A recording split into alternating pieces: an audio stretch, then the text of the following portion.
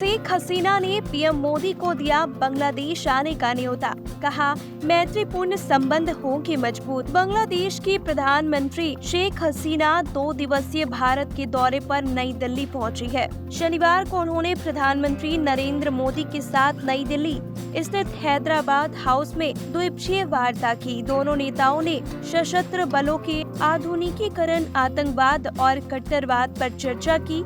इसके बाद दोनों नेताओं ने साझा बयान भी जारी किया।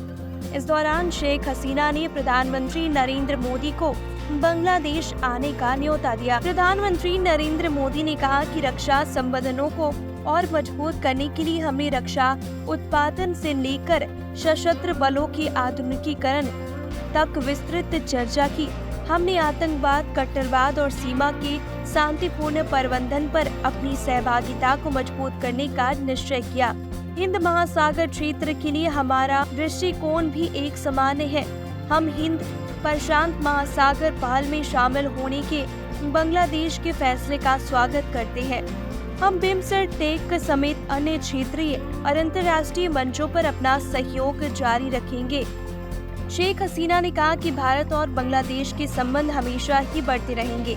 आज हमने प्रधानमंत्री नरेंद्र मोदी से मुलाकात के दौरान दोनों देशों के मध्य सहभागिता पर चर्चा की।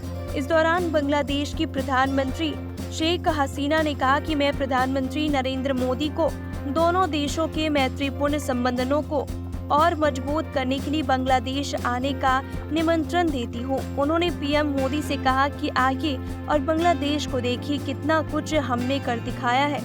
पीएम मोदी ने कहा कि आज की मुलाकात खास है क्योंकि प्रधानमंत्री शेख हसीना हमारे तीसरे कार्यकाल में हमारी पहली राजकीय अतिथि है। शेख हसीना ने कहा कि बांग्लादेश के 12वें संसदीय चुनाव और जनवरी 2024 में हमारी नई सरकार के गठन के बाद यह किसी भी देश की मेरी पहली द्विपक्षीय यात्रा है। भारत हमारा प्रमुख पड़ोसी है, विश्वसनीय मित्र और क्षेत्रीय साझेदार है। शेख हसीना ने कहा कि मैं भारत के उन बहादुर नायकों को श्रद्धांजलि अर्पित करती हूँ जिन्होंने 1971 में हमारे मुक्ति संग्राम के दौरान अपने प्राणों की आहुति दी।